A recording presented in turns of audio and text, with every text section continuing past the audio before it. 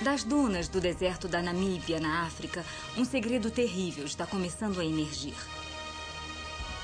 Estes são os restos mortais das vítimas do primeiro campo de extermínio do mundo.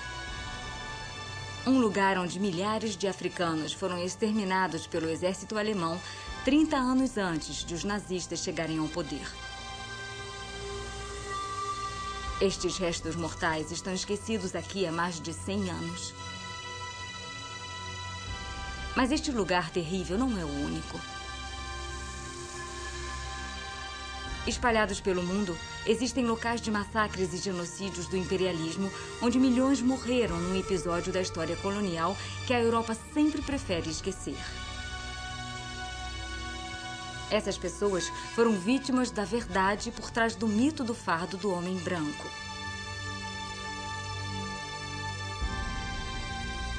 Ao longo do século XIX, cientistas, escritores e filósofos europeus desenvolveram ideias para justificar os assassinatos em massa da época do Império. Essas mesmas teorias continuaram a inspirar alguns dos horrores e da selvageria que iria consumir a Europa no século XX.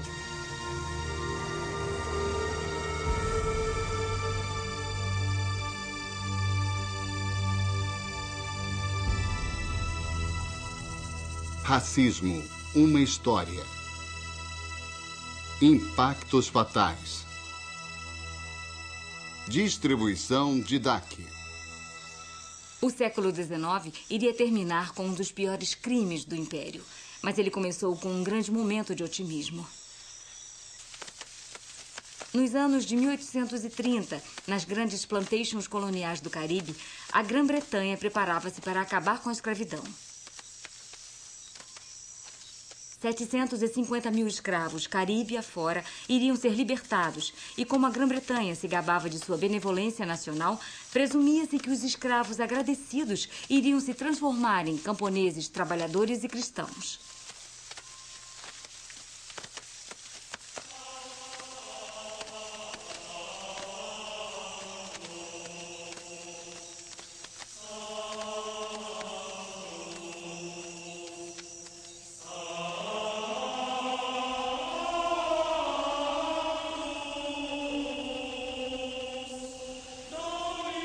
A luta contra a escravidão tinha sido liderada do púlpito por uma aliança de abolicionistas e missionários cristãos.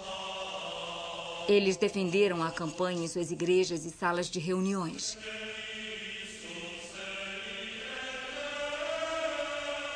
Nos anos 1830, era a visão deles que dominava o debate nacional sobre raça. Quando a escravidão foi finalmente abolida, houve uma enorme sensação de júbilo e conquista por parte dos abolicionistas. Não esqueçamos que esta era uma campanha de 50 anos, a partir de 1787, envolvendo centenas de milhares de indivíduos britânicos comuns, petições, etc. Então, quando a escravidão foi abolida, os abolicionistas tiveram uma certa sensação de triunfo. Acho que eles também sentiram que aquela pergunta, "eu não sou um homem e um irmão", tinha sido respondida. A resposta dos abolicionistas a essa grande questão foi que, embora homens e irmãos, os negros eram homens inferiores e irmãos inferiores. Acho que naquele momento a perspectiva dominante era da ordem racial e hierárquica, mas como uma questão de cultura e civilização. Nessa época, com certeza os abolicionistas não acham que o povo negro seja igual a eles. Acham que talvez em algum ponto no futuro eles possam vir a ser iguais. A missão para elevar os negros e morenos do mundo a um nível supostamente superior dos ingleses brancos não ficaria confinada aos antigos escravos. Esta era para ser a grande tarefa que iria justificar a expansão do Império Britânico. Os abolicionistas satisfizeram um aspecto de sua tutela e de seu controle dos negros por terem lutado e conseguido a liberdade deles. O próximo passo era mandar suas tropas, os missionários, para a África e o Caribe, para terminar o trabalho, por assim dizer. Aqueles eram os pagãos que precisavam ser trazidos para os braços do cristianismo. Essa noção de dar valores e comportamentos civilizados a outro povo é a ideologia em que se baseia o Império. No império que os missionários e abolicionistas partiram para criar, os povos indígenas iriam ver suas culturas destruídas, suas religiões erradicadas. E mesmo assim, tudo isso parece benigno quando comparado à realidade cruel que se tornou o imperialismo. Porque, durante o século XIX, esse sonho foi gradualmente sobrepujado por outra visão que alegava que as raças escuras não poderiam ser civilizadas e deveriam, em vez disso, ser exterminadas.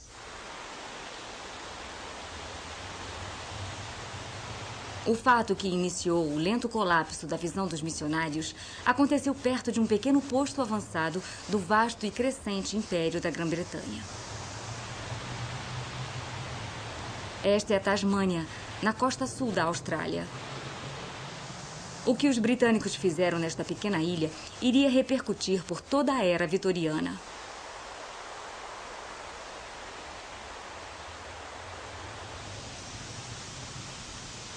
Quando os britânicos começaram a colonizar a Tasmânia em 1803, encontraram os antigos povos aborígenes da ilha. Apenas 5.000 indivíduos vivendo em isolamento completo havia 10.000 anos à margem do mundo habitável.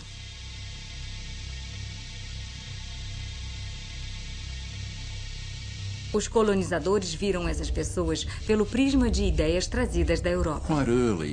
Logo houve expressões de nojo e choque pelo modo como os tasmanianos viviam.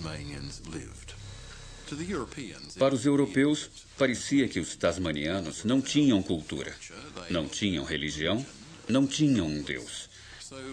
Assim, eles os viram como gente que tinha ficado para trás na história. E também os ligaram a uma ideia muito popular no século XVIII, a da grande cadeia do ser, em que várias raças do gênero humano foram arranjadas em ordem hierárquica e na qual os tasmanianos eram singularmente selvagens e primitivos. Portanto, podiam ser tratados quase como animais.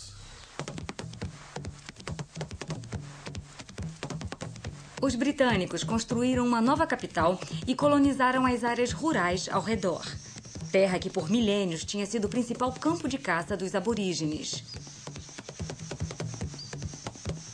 Nesses campos e pastos, longe do controle das autoridades, os colonizadores ficaram livres para desalojar e maltratar os nativos.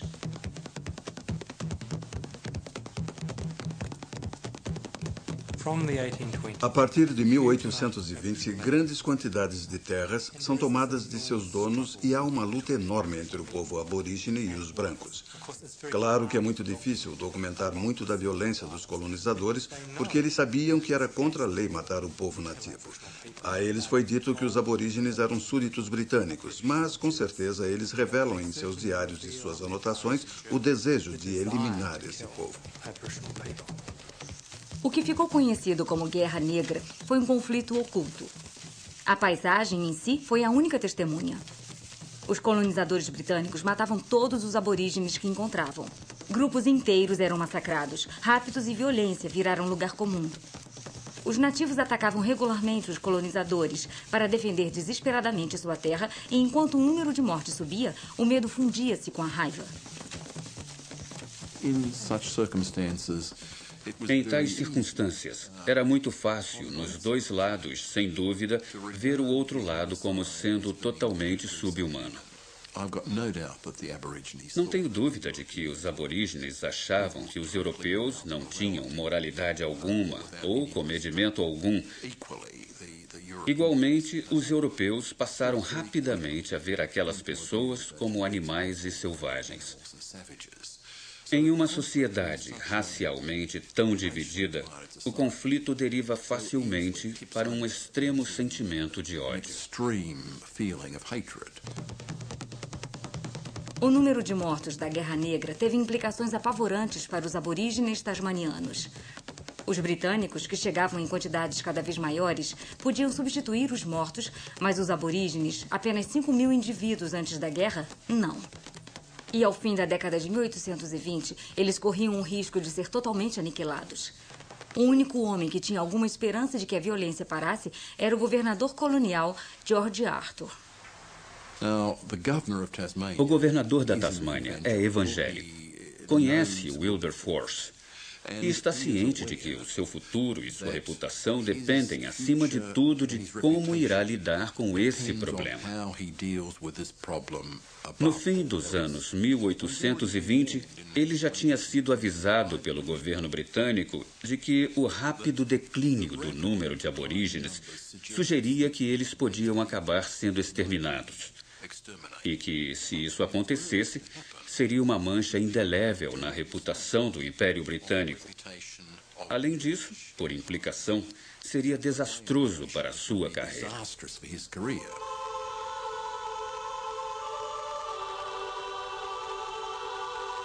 O governador Arthur partiu para salvar os aborígenes da violência dos colonizadores e, para convencê-los de suas boas intenções, mandou fazer cartazes que foram afixados em árvores na terra natal aborígene.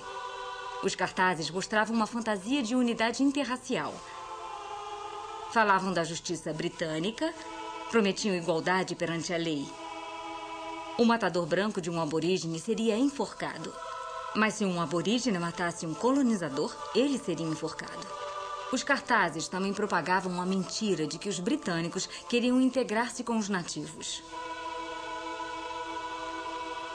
Isso foi uma ficção e um completo fracasso, já que nos campos continuavam as mortes dos dois lados.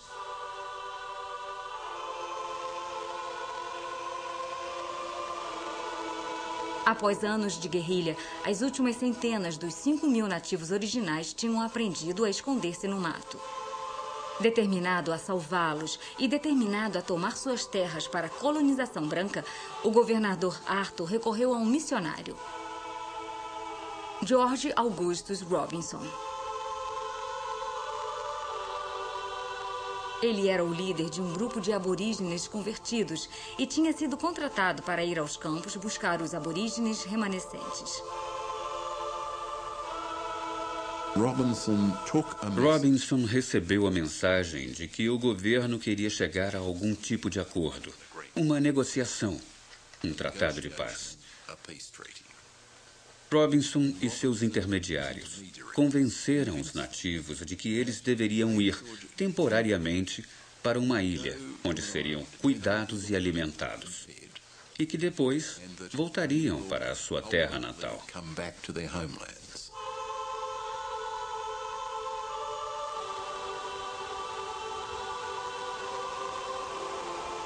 A ilha chamava-se Flinders e 300 aborígenes tasmanianos recolhidos por Robinson foram transportados para lá.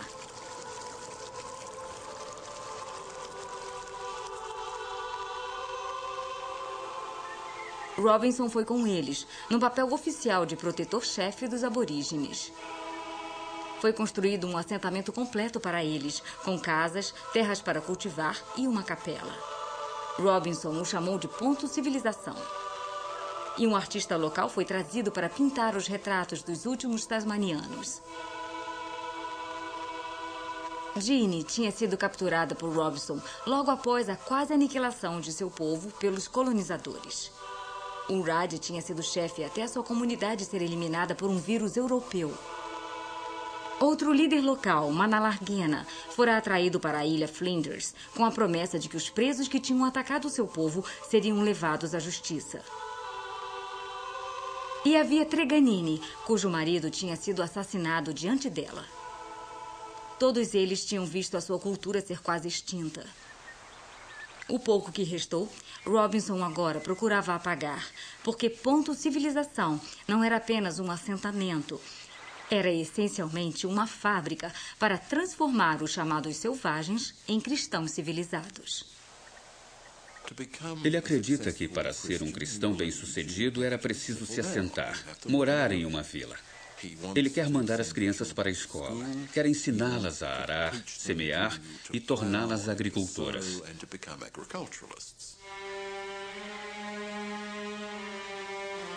Forçados a adotar um modo de vida estrangeiro e confinados a uma ilha a centenas de quilômetros de casa, os aborígenes começaram a sucumbir a doenças europeias e ao que o médico local chamava de espíritos deprimidos. Eles morrem um a um. Não nascem crianças e deve ter havido um trauma imenso para eles. Um povo que já tinha sido forte e saudável e sofre esse declínio enorme no período de uma geração. George Robinson, o suposto salvador dos aborígenes, ficou reduzido ao planejamento de seus futuros túmulos. Frequentemente, ele chora com os enlutados, se lamenta, está muito comovido com o destino deles.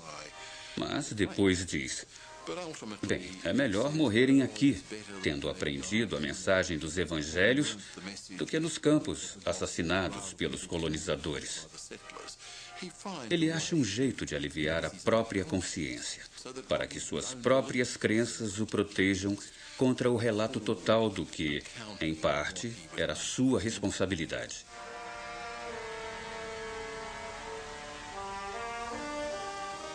Dos 300 aborígenes atraídos para a ilha Flinders, na metade dos anos 1840, cerca de 260 estavam mortos.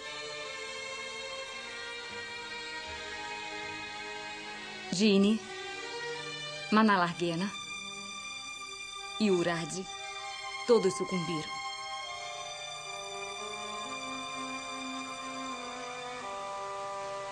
Treganini foi uma das poucas sobreviventes. Ela viveu até a velhice. Quando finalmente morreu em 1876, foi considerada por alguns como a última tasmaniana de sangue puro. Um povo cuja história pode remontar a 10.000 anos tinha sido, no período de apenas uma única vida, quase exterminado.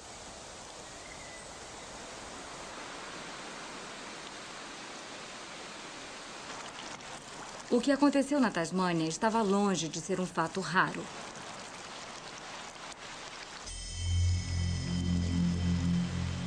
Mundo afora, povos indígenas estavam sendo empurrados para a beira da extinção.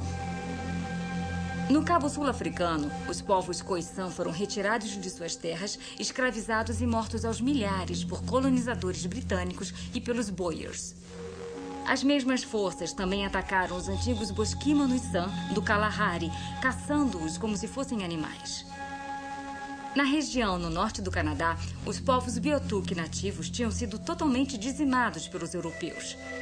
E na América do Sul, guerras de extermínio permitidas pelo governo argentino estavam irrompendo contra os índios pampas. Parecia que por toda parte, colonizadores brancos estavam destruindo povos indígenas.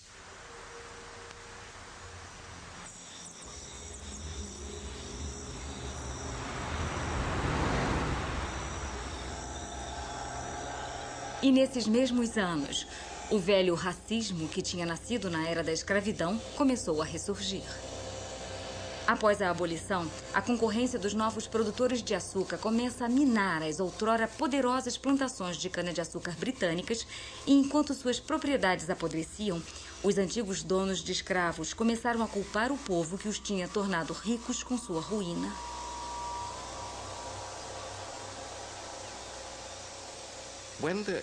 Quando as plantações caribenhas começam a perder muito dinheiro, eles caíram no estereótipo do negro indolente. Os donos de terras puderam, então, dizer para os abolicionistas e para os britânicos: agora estamos arruinados porque não temos mais a liberdade de forçar os negros a trabalhar. Essas pessoas são intrinsecamente preguiçosas. Vocês argumentam que eles são seres humanos, homem e irmão, mas na verdade não são. Ainda estão no nível das bestas. Os que argumentaram que a abolição tinha sido um fracasso devido à preguiça e à selvageria dos escravos, agora alegavam que a visão cristã de um império civilizador também estava com os dias contados. Pode-se dizer que o impulso moral fugiu do movimento abolicionista. As pessoas viram que aquelas raças não estavam se tornando civilizadas. Havia alguma coisa difícil. Elas resistiam. Pareciam não aprender tão rápido quanto se apreciaria a ser mais dóceis. O otimismo cristão sobre a difusão da civilização e a cristianização mundo afora dos povos de cor começou a se esvair. Se as raças não brancas pareciam rejeitar a mensagem dos missionários, alguns britânicos começaram a perguntar se eles poderiam chegar a ter alguma civilidade.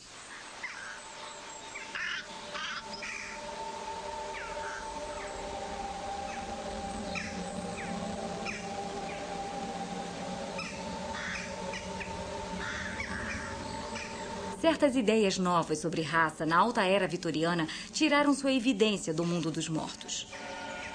Baseada em um estudo de cadáveres e esqueletos, a ciência burguesa da anatomia fixou as bases de um novo racismo científico. Na Grã-Bretanha, o mais importante cientista racial era um cirurgião de Edimburgo, agora esquecido. Arruinado por um escândalo de roubo de cadáver nos anos 1820, ele fugiu da Grã-Bretanha em desgraça. Mas nos anos de 1840, o Dr. Robert Knox ressurgiu com a publicação de um novo livro. A raça é tudo. Literatura, ciência, arte. Em uma palavra, a civilização depende dela. As raças negras podem ser civilizadas? Eu devo dizer que não. Ele via conflito racial e extermínio acontecendo no mundo todo. Era natural para ele acreditar que os tipos raciais nasceram para lutar e que as raças superiores iriam dominar as naturalmente inferiores. A raça saxônica jamais as tolerará. Jamais se miscigenarão. Jamais viverão em paz. É uma guerra de extermínio. Robert Knox não era uma voz solitária. Nos Estados Unidos, um grupo liderado pelo renomado craniologista Samuel George Morton tinha começado a recolher crânios de diversas raças e a compará-los. Os crânios eram escolhidos para serem medidos porque se reconhecia que o crânio continha a parte mais importante do corpo humano, o cérebro. Quanto maior o crânio, maior o cérebro. O formato do crânio, o formato do cérebro. A Escola Norte-Americana de Cientistas Raciais concluiu que as raças, medidas por seus crânios, eram tão diferentes quanto as de espécies animais distintas. Tasmanianos, africanos, índios americanos não eram raças mais baixas. Talvez nem chegassem a ser totalmente humanas.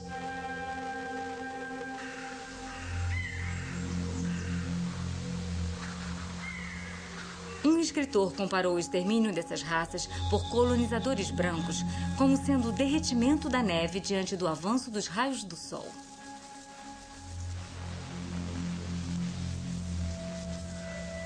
Mas a teoria que teria mais impacto sobre a raça não veio dos anatomistas nem das medidas dos crânios, mas do trabalho de uma das maiores mentes do século XIX.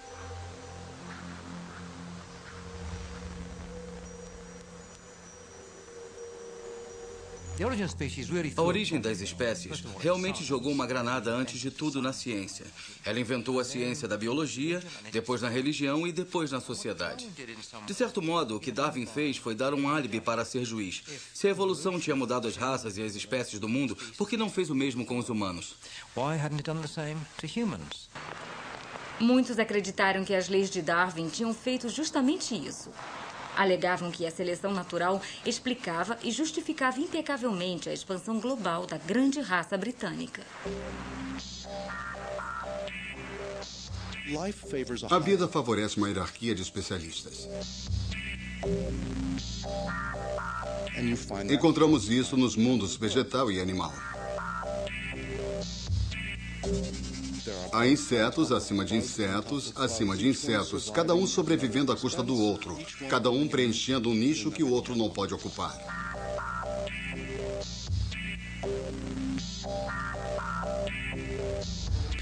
As pessoas, dizia Darwin, são do mesmo jeito.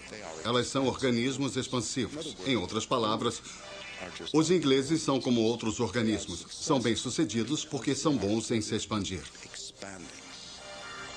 Os que viam o colonialismo e a concorrência humana nos termos das teorias de Darwin ficaram conhecidos como darwinistas sociais. Homens como o biólogo radical Thomas Henry Huxley e o famoso economista Herbert Spencer. O darwinismo social previu destinos muito diferentes para as várias raças da humanidade. A evolução estava em andamento. Fazia avançar os evoluídos mais recentes, os evoluídos mais bem-sucedidos, ou seja, os europeus do norte, os britânicos. Mas a evolução também sugeria que tinha que haver perdedores nesse grande processo cósmico. E os perdedores eram aqueles povos que não conseguiam competir, que, quando postos em competição com raças superiores, estavam fadados a desaparecer. E era provável que isso acontecesse com todos os povos nativos da América do Norte, do Pacífico e da África. Mundo afora, os crimes do imperialismo agora viriam a ser tomados como provas de que o darwinismo social estava certo.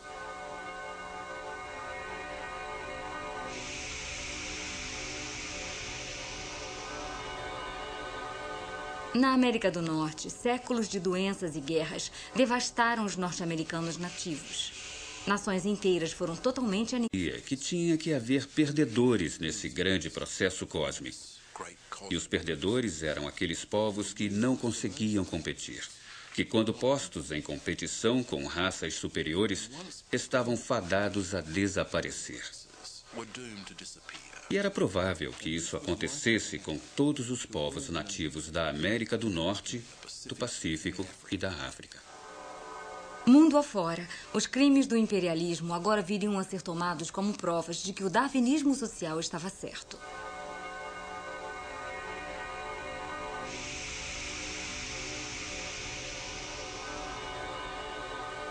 Na América do Norte, séculos de doenças e guerras devastaram os norte-americanos nativos. Nações inteiras foram totalmente aniquiladas. Em partes do continente australiano, os povos do interior pareciam ir pelo mesmo caminho que seus primos da Tasmânia. E na África, a luta pelo império tinha trazido o poder da Europa para enfrentar inúmeros povos, matando literalmente milhões.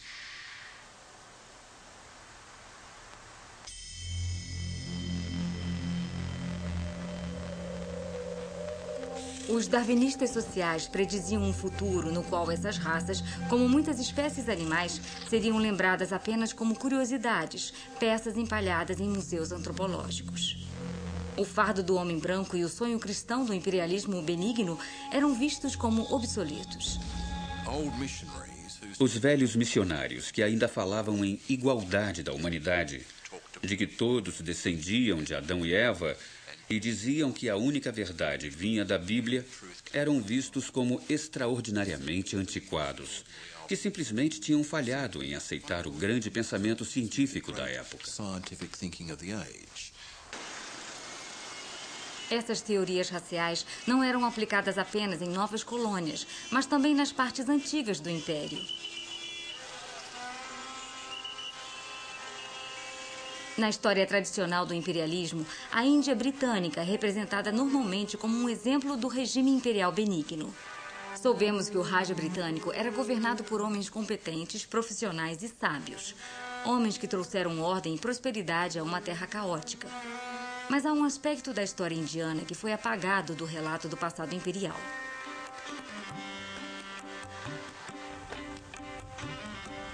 Na metade dos anos 1870, a grande planície do Deccan, na Índia, foi afetada pelo fenômeno climático que hoje conhecemos como El Niño. E em meses, milhões de camponeses começaram a morrer de fome. The monsoons had failed. People had eaten their food reserves.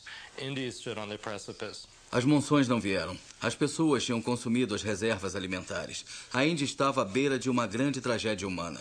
Na época, o vice-rei da Índia, Lord Lytton, estava totalmente absorvido com a que foi provavelmente a maior festa da história do mundo. A celebração da coroação da Rainha Vitória como imperatriz da Índia. Foi um dos maiores banquetes da história, já que forneceu comida e vinho para mais de 60 mil sátrapas, príncipes, colaboradores e amigos do Império Britânico na Índia durante uma longa semana. And friends of the British Empire in India over the course of a long week.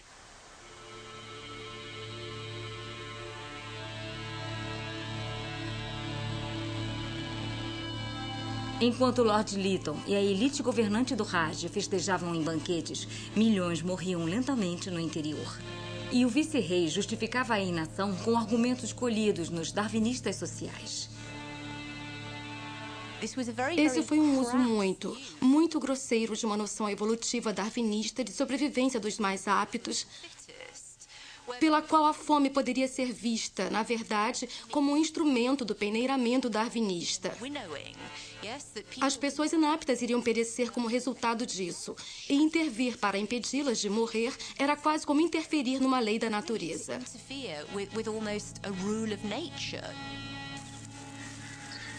O que fez a fome especialmente mortal foi que os britânicos tinham desmantelado sistemas antigos que, durante séculos, evitavam que a escassez virasse fome. Se a monção tivesse sido fraca e houvesse escassez de alimento, muita gente ainda teria o bastante. Eles podiam ter menos, mas teriam o suficiente, porque cultivavam o próprio alimento ou teriam acesso a ele por meio de outros grupos da comunidade que dividiriam com eles. Tudo isso foi eliminado quando os britânicos forçaram os camponeses pobres a cultivar safras mais rentáveis, como trigo e arroz, para exportação, introduzindo-os, portanto, em um mercado global. Nos anos 1870, esse mercado os condenou à morte. Em 1877, milhões de pessoas no sul e no centro da Índia morriam de fome. Em desespero, pais vendiam os filhos por restos de comida. Muitos milhares cometeram suicídio. Em alguns lugares, as pessoas foram forçadas ao canibalismo. E o tempo todo, a comida que poderia salvá-las estava empilhada no cais de Madras, pronta para ser embarcada para a Grã-Bretanha e para os Estados Unidos. Mas para Lord Lytton, isso não era mais do que um subproduto das leis de ferro do darwinismo social. Se lermos as cartas de Lord Lytton, o que é surpreendente nelas não é simplesmente a devoção fanática deles ao mercado e às forças do mercado, nem a parcimônia e o desejo de gastar o mínimo possível, mas a enorme calma com que aceitavam o fato de que milhões de indianos iriam morrer.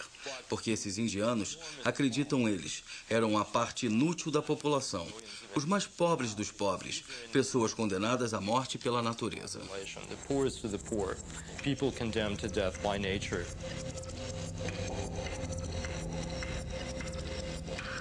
Quando finalmente Lytton foi pressionado a agir, sua solução provou-se tão mortal quanto a própria fome. Lord Lytton monta seu sistema de assistência, que mais parece os campos de concentração nazistas do que alguma coisa que represente caridade humana decente. Antes de tudo, há o teste obrigatório.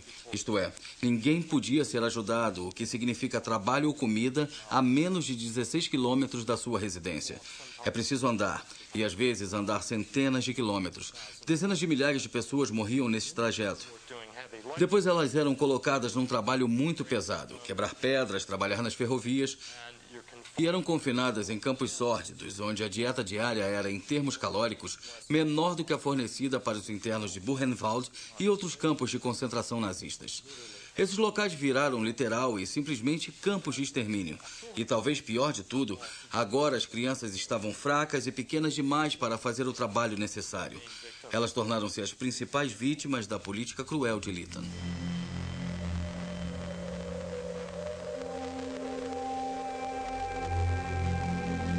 $8 milhões de indianos morreram de fome nos anos de 1870. Mas eles não foram os únicos famintos no Raj britânico.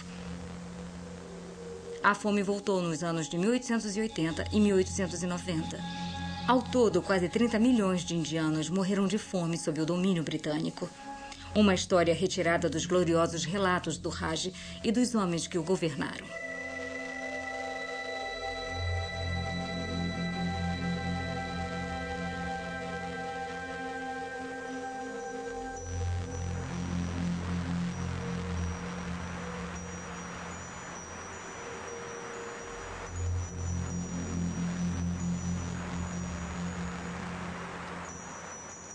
O darwinismo social tinha justificado as políticas genocidas nas colônias e, nos mesmos anos, também abasteceu novos medos entre a elite britânica. Medo de outras raças perigosas vivendo em seu seio, as classes operárias de suas próprias cidades. Na verdade, raça e classe estão muito próximas uma da outra. Se olharmos os livros sobre raça, da época de Darwin, eles sempre falam da raça Cockney, a raça rural inglesa, da raça escocesa. Havia desenhos da cabeça de um membro típico da raça Cockney, e essa palavra era usada muito seriamente. Havia mapas de onde viviam as raças criminosas.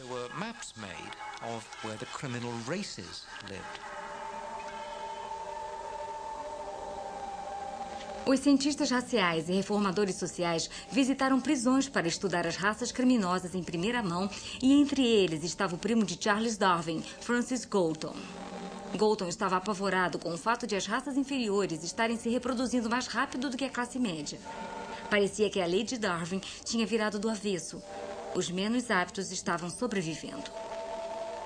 Darwin tinha olhado para trás. De onde tínhamos vindo? Galton virou o telescópio para o outro lado. Para onde estamos indo? E ele devotou muito do resto de sua vida à ideia de entender o Homo sapiens. Nós, como uma espécie, ia tentar direcionar para onde o Homo sapiens deveria ir, para se tornar mais sapiente, mais sábio no futuro, mais gênio e menos do que ele viu. Mais idiota, mais ignorante e mais decadente.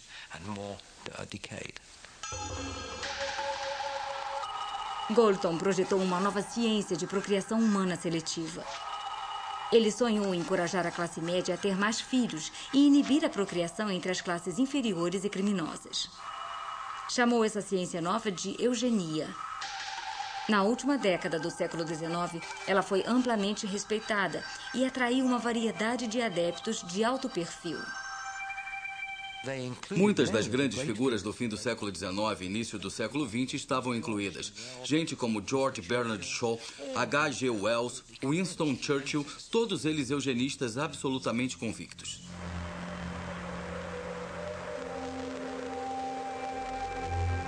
Nos primeiros anos do século XX, todas as teorias raciais desenvolvidas na era vitoriana, eugenia, darwinismo social e racismo científico, se uniram em um posto avançado esquecido do colonialismo. Esta é a Namíbia, mas no alvorecer do século XX era a colônia alemã do sudoeste da África e lar de um povo antigo chamado Hereró.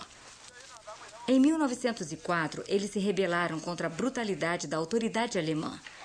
O que estava para vir iria prefigurar os piores crimes do século XX.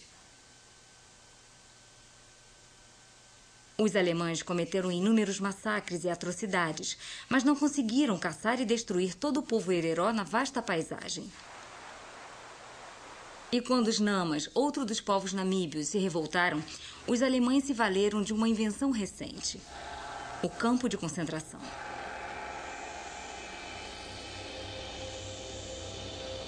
Nesses campos, os Hereróis e os Namas foram aprisionados e escravizados. Milhares trabalharam até a morte. Outros foram estuprados, agredidos ou simplesmente mortos pelos guardas.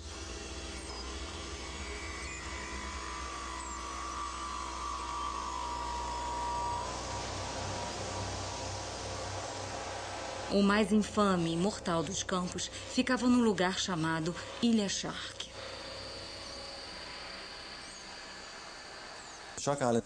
A Ilha Shark foi edificada com o propósito expresso de matar gente.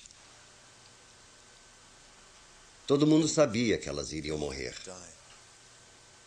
As pessoas sabiam, os oficiais alemães sabiam. Se eu fosse usar a linguagem do período nazista, então, com certeza, eu iria ver a Ilha Shark como um campo de extermínio. Neste lugar desolado, na ponta mais ao sul da África, 3.500 pessoas foram exterminadas com uma velocidade e uma eficiência que iriam tornar-se a marca do massacre do século XX. Os genocídios na Namíbia, de 1904 a 1909, são os precursores do que acontece no período nazista. São os precursores, têm os mesmos sintomas no sentido de que se pode ver a burocratização dos assassinatos em massa. E isso, para mim, é o ponto central. Não é matar por matar, não. É uma combinação entre matança e burocracia.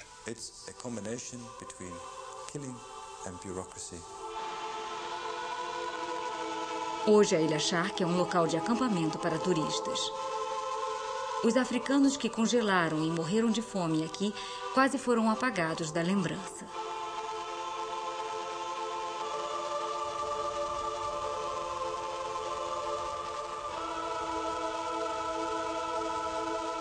Mas, um século depois do genocídio namíbio, o verdadeiro horror do que aconteceu na Ilha Shark está começando a ressurgir. Em um túmulo coletivo recentemente descoberto, estão algumas das vítimas do primeiro genocídio do século XX.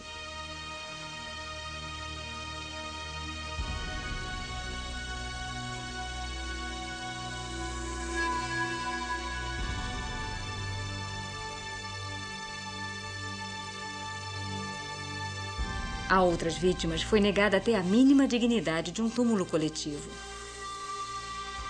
Elas viraram matéria-prima da ciência racial.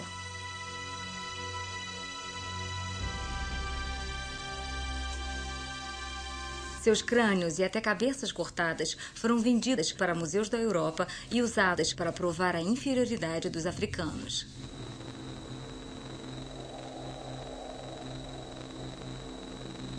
O comércio de crânios era tão aceito que foi até retratado em um cartão postal.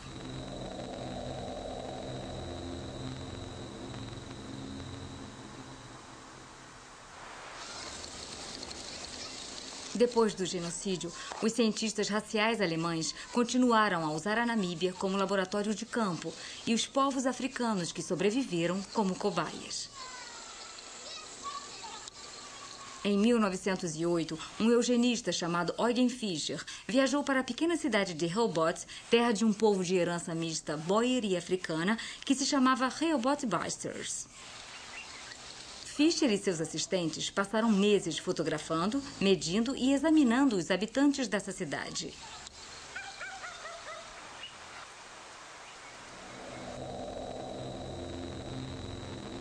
Repousando nos cofres de um arquivo na Namíbia de hoje, as fichas e fotografias originais de Eugen Fischer continuam como ele as deixou há um século. Elas revelam seus métodos e também suas metas. Aqui, Eugen Fischer alinhou as diferentes fotos lado a lado para tentar identificar aspectos faciais muito específicos, como os olhos ou os narizes. Ele fez isso para tentar mostrar como aspectos faciais africanos muito específicos, como os ossos da face altos e os olhos saltados, que representam os genes africanos, são muito proeminentes e ficam mais proeminentes através das degenerações. Eugen Fischer veio para a Namíbia para provar um ponto básico, o de que essa mistura racial sempre foi ruim e que o gene africano é dominante sobre o gene branco.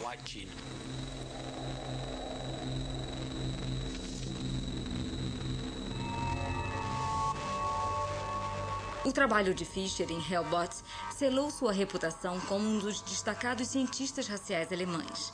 Isso também trouxe a ele o reconhecimento de uma nação que estava, então, experimentando o maior fluxo de imigração que o mundo já tinha visto.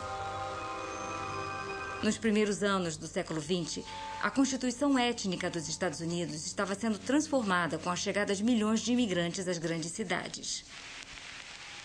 Muitos dos que temiam que essa imigração em massa levasse a uma ampla mistura racial consideravam as ideias da eugenia. A eugenia floresceu, modificou-se e ficou fora de controle quando chegou aos Estados Unidos. E a ironia é que o movimento eugênico nos Estados Unidos, que com certeza descendeu diretamente de Galton, teve a grande vantagem de ter muito dinheiro, uma imensa soma de dinheiro.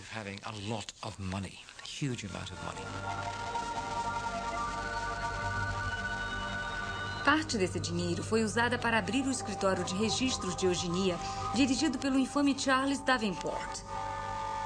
Para defender a saúde e a pureza da raça branca, Davenport e seus seguidores procuraram identificar as classes e as raças nos Estados Unidos que consideravam geneticamente inaptas.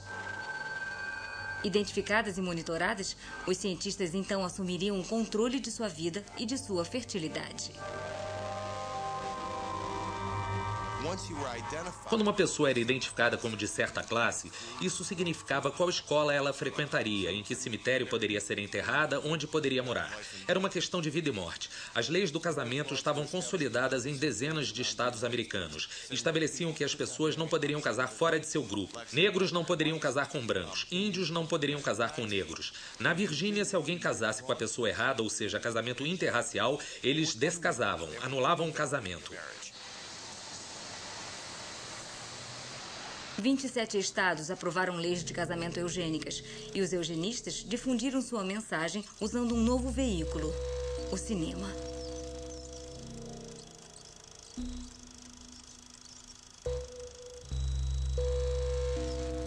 Seu sangue está manchado pela herança genética. A propaganda pretendia proteger a saúde genética da raça branca. É errado operar para prolongar uma vida inútil. Isso seria conseguido erradicando os inadequados pela esterilização em massa obrigatória.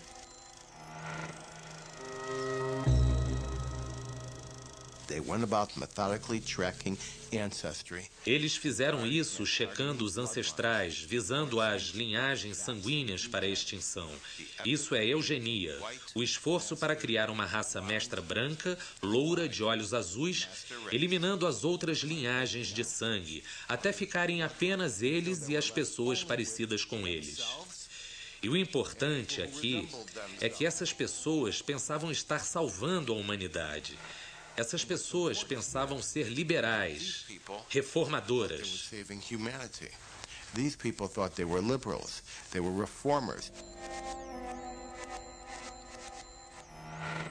A eugenia era um movimento mundial.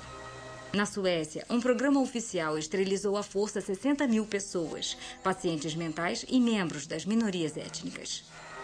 Na Grã-Bretanha, a Sociedade Eugênica recebeu amplo apoio de todo o espectro político.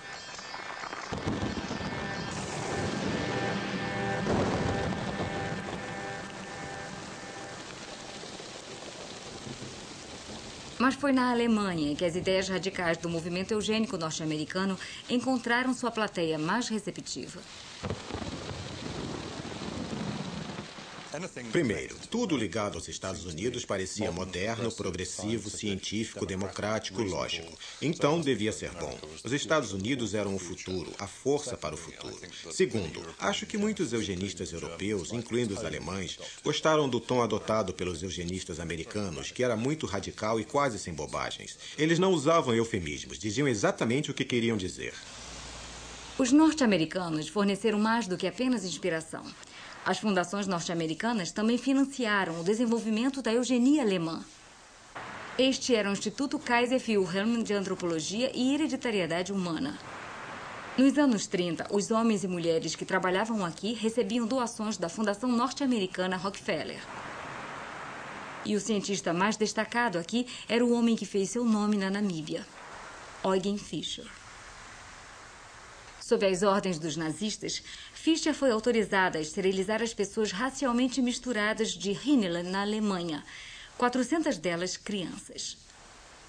A maioria desses esterilizados pelos nazistas, antes de 1939, porém, eram doentes mentais. Mas quando os nazistas iniciaram sua guerra, abandonaram a esterilização em favor da eutanásia adulta, o eufemismo nazista para assassinato. As vítimas desse programa estavam entre as primeiras pessoas mortas por gás pelos nazistas. Mas o programa não estava restrito aos doentes mentais. Quando chegaram ao número-alvo de pacientes mentais que queriam matar, que era por alto 70 mil pessoas, eles o excederam ligeiramente. A primeira coisa que fazem é chamar a SS, que tem um grande número do que eles consideram ser prisioneiros doentes de campos de concentração. Em outras palavras, pessoas que poderiam usar óculos ou ser míopes, ou ter uma perna de madeira, ou coisas assim. E eles os queriam fora do caminho. Então, pegam 15 ou 20 mil pessoas dos campos de concentração e as matam em nome da SS. É mais ou menos como um contrato de trabalho. E aí, quando a SS e outras pessoas decidiram partir para o grande projeto, que era matar a população judia da Europa, e em particular a da Polônia, que é a maior população com que eles se preocupam, essas pessoas se adiantam e dizem: "Ah, nós podemos fazer isso, já fizemos, temos um registro de que fizemos isso, matamos pessoas." E estes se tornaram os funcionários centrais em todos os grandes campos de concentração. Esses centros de matança eram a segunda rede de campos de concentração e de extermínio na história alemã. Os especialistas em eugenia, ou higiene da raça, como os alemães chamavam, estavam envolvidos não só com suas tarefas diárias, mas também com os mais altos níveis de planejamento. Vale lembrarmos que na conferência Wannsee, que foi a que armou o plano para a solução final, quase metade das pessoas da mesa tinham um doutorado, PhD em higiene da raça ou genética, como diríamos hoje. Há então um elo real entre o plano galtoniano e os horrores que aconteceram na Alemanha.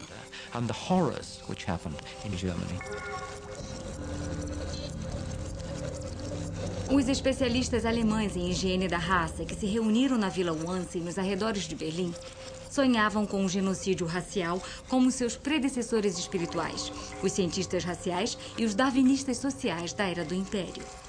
Mas os genocídios coloniais inspirados e justificados pelos teóricos do século XIX tinham sido apagados da história da Europa. Os horrores do campo de extermínio da Ilha Shark, a destruição dos aborígenes da Tasmânia,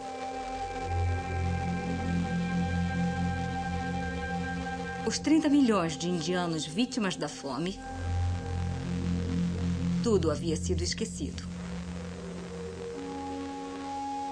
O apagamento dessa lembrança encoraja a crença de que a violência nazista era uma aberração na história europeia. Embora o próprio Holocausto tenha sido motivado pelo antissemitismo fanático dos nazistas, ele também pode ser visto como parte de uma série histórica contínua mais longa. Uma série que o identifica como uma extensão lógica do racismo científico.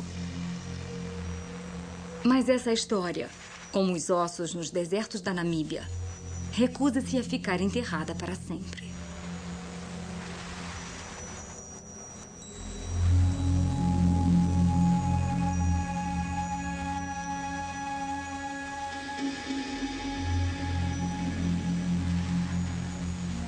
Versão brasileira NG Studio.